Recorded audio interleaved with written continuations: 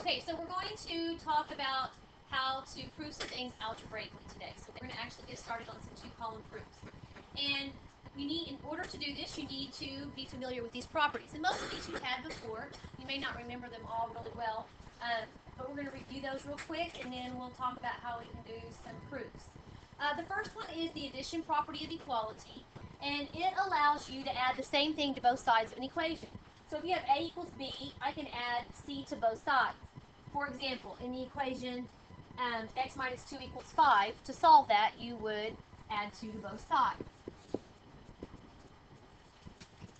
You can do the same thing with subtraction. You can subtract the same thing from both sides of the equation. For example, y plus 6 equals 11. You would subtract 6 from both sides in order to solve. Okay? You're keeping the equation balanced. Whatever you do to one side, you do to the other. You can do it with multiplication. Okay?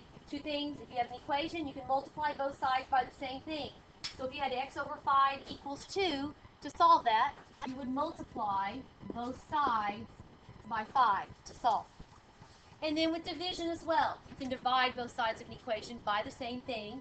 In this equation right here, to solve it, you would divide both sides by 7 to solve. Okay? So that's the addition, subtraction, multiplication, and division. I think you guys are pretty familiar with those. Now, another one is the reflexive property. And it's like looking at the mirror image of something. A equals A.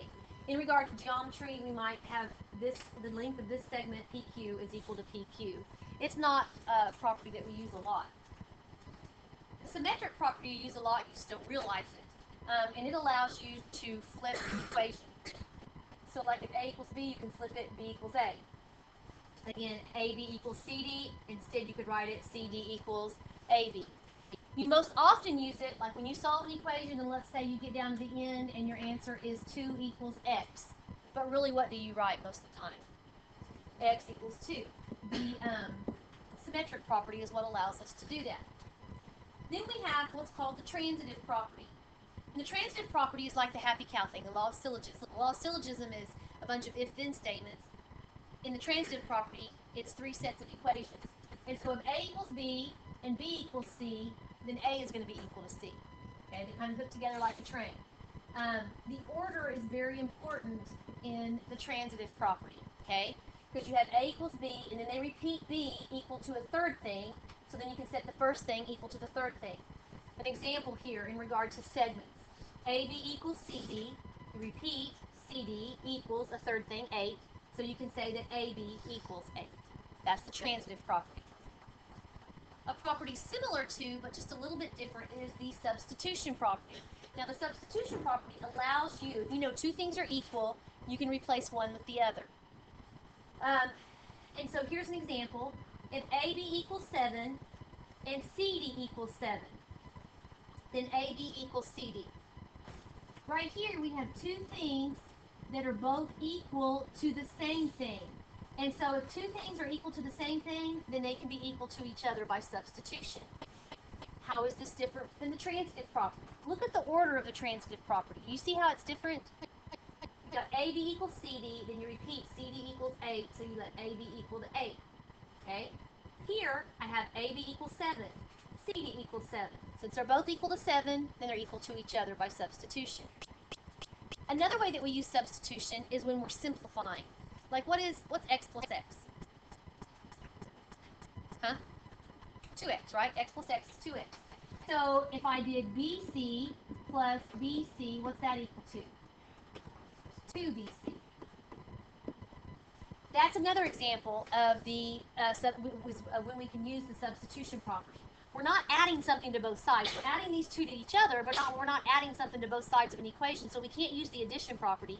So when you just simplify, like when you're combining your constants or combining your variables together, your like terms, then that's called substitution. And what I did is I replaced this with what it was equal to, okay? And then the last one is the distributive property. The distributive property, you take a number outside of a quantity and you distribute it like this. So for example, 3 times the quantity x plus 5. I would do 3 times x, which is 3x, and 3 times 5, which is 15. That's the distributive property. Okay? So those are the properties that we're going to work with today. And so here are some of these properties, and I want you to identify these. This is big on the test. It's also big on the EOI. Okay, so you need to be able to recognize and identify these properties. You want to look at what you start out with, like in your hypothesis, and what you end up with, and what they had to do to get from one to the other. Okay? The first one, if AB plus BC equals DE plus BC, then AB equals DE. What did they do to get from this to that? Did you say? No, not transitive. Transitive is three equality statements. Subtraction. They had to take BC away. See how BC is added here, and they had to take it away, and they're left with AB equals DE. That's subtraction.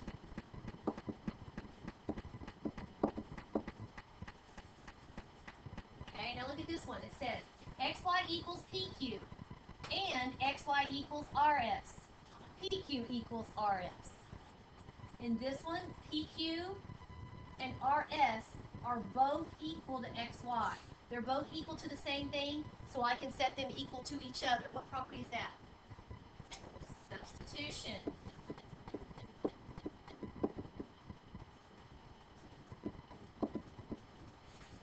Okay, substitution. What about this next one? You have 1/3 x equals 5. What are you going to have to do to both sides to solve it? Multiply both sides by 3. That's the multiplication property. Okay, the measure of angle ABC equals the measure of angle ABC.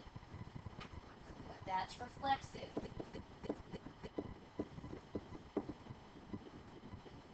And you can abbreviate, that's fine, as long as I know what you're talking about. Alright, if 2x equals 9, then x equals 9 halves. That's division.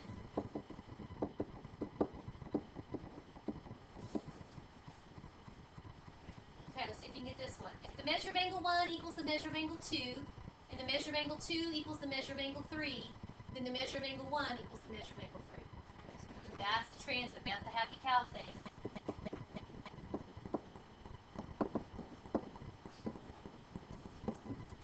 Alright, so identifying properties is a big thing.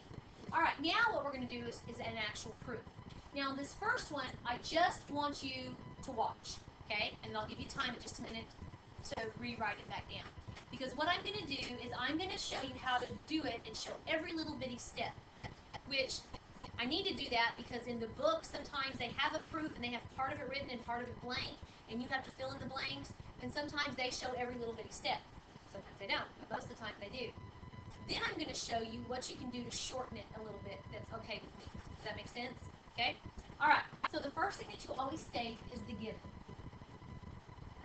This is what you start out with. This is what you need to end up with at the end. Okay? Alright. So 3 times the quantity x minus 5/3 equals 1. That's given to me. Okay, so the first thing I'm going to do is I'm going to distribute the 3.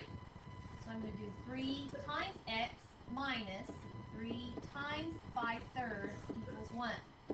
That is the distributive property. Then I have to simplify this.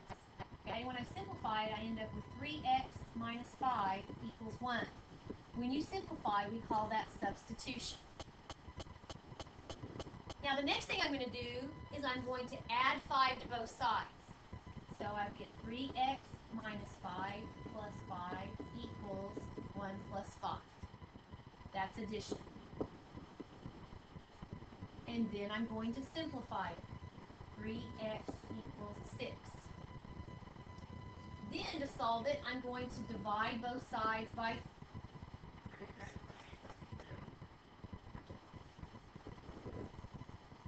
that was substitution. Sorry, I forgot to put that stuff in there. Okay. Then I'm going to divide both sides by 3. So I get 3x over 3 equals 6 over 3. That's division. And then when I simplify it, I get x equals 2, again by substitution. Okay? If you showed every little bitty step, then that's what you have to do. Okay? Now, I'm going to show you how you can simplify it just a little bit. Okay? But they may not do that if they give you the blanks in the book. If I went from, I can go from here to here. I still have my same given, and then I would just go straight to 3x minus 5 equals 1, and that's the distributive property. Then I could go from here to here. I'd add 5 to both sides, and I would get 3x equals 6 by addition. Then I can go from here to here, divide both sides by 3, and I get x equals 2 by division. Do you see how I left that substitution step out? Okay? You can do it like that as well, all right? Here I actually show the actual distribution, but you can just go straight to actually distributing by the distributive property. And you can actually go to the actual adding of it and the actual division of it and leave that one step out, okay? So I'll give you a minute to write that down.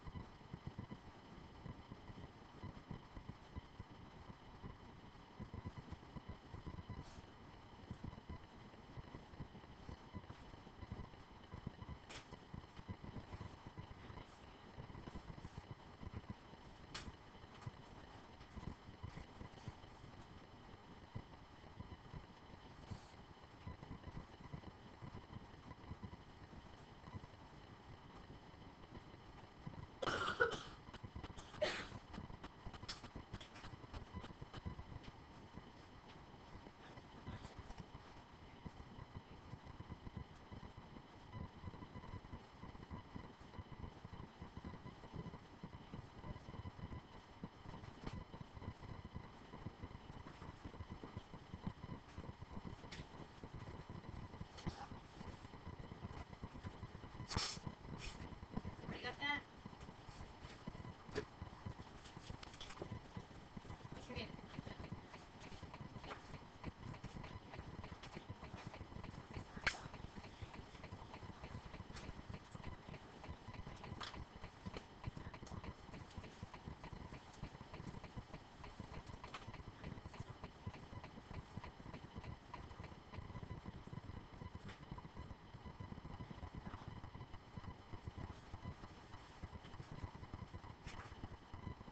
Okay. All right, so let's do another one.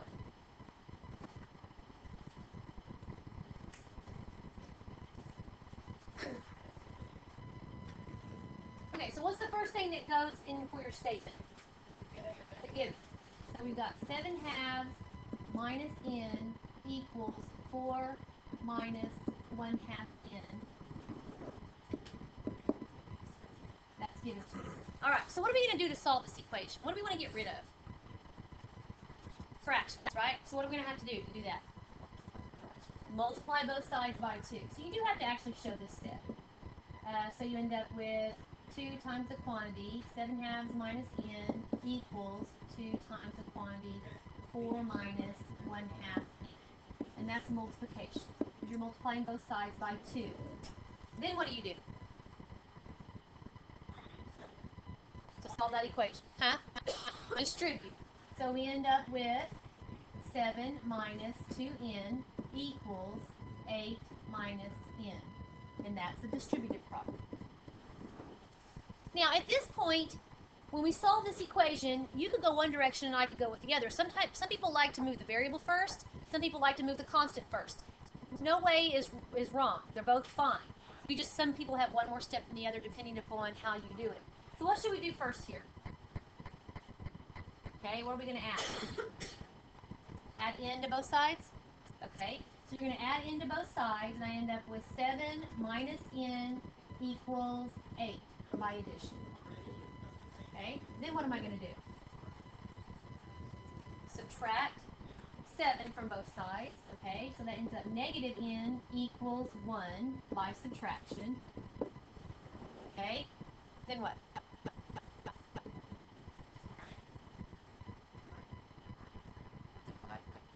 Divide both sides by negative 1. So n equals negative 1 by division. Now, if you did yours to where you ended up with negative 1 equals n, you would have to switch it and put n equals negative 1. And what property would that be? Not reflexive. Reflexive is like a equals a. When you flip it, it's the symmetric property. Okay, we'll do one. I'll make sure I do one that's like that in the next problem. All right. It all depends on how you solve for. Yes. Yes. All right. So again, the first thing that we state here is AB is congruent to CD, and then it tells us that AB equals 2x minus 5, and CD equals 4x minus 13. That's given to you. Okay, now we see that AB and CD are congruent, and then they give us values for AB and for CD. So it makes me think that I want to replace them, right? You see that? You want to do some substitution. Before you can do any kind of substitution, before you can add or subtract, anything like that, you have to be in the equality mode. So I have to change this statement from being a congruent statement into an equality statement. Okay, so instead of it having it like this, I'm going to do AB equals CD. What allows me to go from AB congruent to CD to AB equals CD? Do you remember? Huh? Definition of congruent segments. Good. Okay, so now I'm in the equality mode. Now I can replace AB with what it's equal to, which is 2x minus 5. And I can replace CD with what it's equal to, which is 4x minus 13. What's that called that I just did? Substitution. Okay, now I can solve. Now I'm going to do this so it's backwards, okay? I'm going to subtract 2x from both sides, okay? That gives me negative 5 equals 2x minus 13 by subtraction. Then what would I do? Add what? Add 13 to both sides. That's going to give me 8 equals 2x, and that's addition. Then I'm going to divide, and I get 4 equals x by division. But see, I want my answer to be x equals 4, and I've got 4 equals x. So what do I have to do? We need to switch them, right? And what allows me to do that? The symmetric property. Okay? Questions on what I did there? The only thing that's really just a little bit different than normal equation was I had to go from congruence to equality, and then I had to substitute before I could actually solve. Okay? Alright, here's another one. This has a little bit more geometry in it as well. It says if angle FGJ is congruent to JGK and JGK is congruent to KGH, then x is equal to 6. So I want to solve this. I want my final thing in my proof to be x equals 6. So they give me some values here. Okay, first of all, it tells me that these two angles are equal, and then it says that these two angles are equal. Okay. I'm going to go ahead and write my given down. Angle FGJ is congruent to angle JGK, and angle JGK is congruent to angle KGH. They also tell me that the measure of angle FGJ equals 6x plus 7, and the measure of angle KGH equals 8x minus 5. That's given to me. All right. Now we see that we have some values in here, right, that we can substitute. But remember what I told you all ago. Before we can do any kind of substitution, what do we have to be in? Equals. So I need to change these to equality statements. So I've got to change this to the measure of angle FGJ equals the measure of angle JGK, and the measure of angle JGK equals the measure of angle KGH. And that is the definition of congruent angles, not segments, because we're working with angles. The same thing, right? Okay, now I want you to notice something before we start replacing these, because we don't know what JGK is, do we? They don't tell us. But look, it says FGJ is equal to JGK. JGK is equal to KGH. What do we have there? Look at the order. FGJ equals JGK. Then it repeats. JGK is equal to a third thing, KGH. That's the transitive property. So I could connect this first thing with this last one, couldn't I? Okay? So I'm going to do the measure of angle FGJ equals the measure of angle KGH. And that's the transitive property. Which is nice because they give me FGJ and KGH, right? They give me these two, and so now what can I do? I can substitute, right? Plug them in. So I'm going to replace the measure of FGJ with 6x plus 7, and I'm going to replace KGH with 8x minus 5 by substitution. I'm replacing them with what they're equal to, and now we have some real math, right? Okay? And now we can solve for x. What do you want to do first?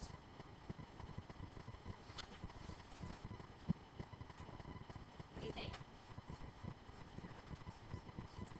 Subtract 6x from both sides. Okay, that gives me 7 equals 2x minus 5 by subtraction. Then what am I going to do? Add 5 to both sides. That gives me 12 equals 2x. And that is addition. Okay, and I'm going to divide 6 equals x. And then what am I going to do? I've got to switch it around for symmetric again.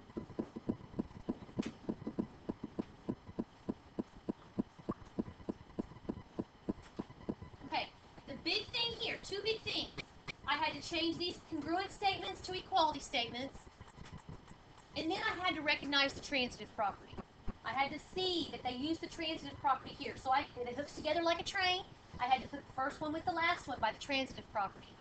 Then I substituted, and then I solved like a normal equation. Okay? Now, I have one more problem on here that I could do. My other classes chose not to do it. We didn't really have enough time. They wanted to go ahead and get started on their homework. It's really no different, except it's a formula. Okay? And you have to take this formula and you have to manipulate it to where it solves for f.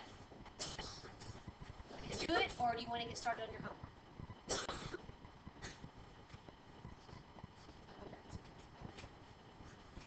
I don't care. I can do it. Do it. You want me to do it? Okay. All right. We start out with the fact that Celsius is 5/9 times F minus 32. That's given. Now, the first thing that I would do is I would multiply both sides by 9/5 because I don't like fractions. Okay, I want to get rid of this one. I need to bring it over here. So I'm going to multiply both sides by 9/5, so I end up with 9/5 C. Yes. Yes. 9/5 C equals F minus 32. That's multiplication. Then I would add 32 to both sides. That gives me 9/5 C plus 32 equals F. That's addition. And then I've got to flip it around. Teacher, pardon the interruption. And I get F First equals. lunch will not be allowed to go outside during first lunch due to the rain. There will will be shuttles. If you have a class going to the high school, they will shuttle you to the high school. You can catch the shuttles out on the busway. Thank you. Okay. And so, all I did was switch it around using the symmetric property. Okay? It's just solving an equation for a different variable. Yeah, it was. Now, if you had distributed the 9/5, that would have been harder. You could have done it that way, but it would have been a lot more difficult. All right. Your assignment is on the board.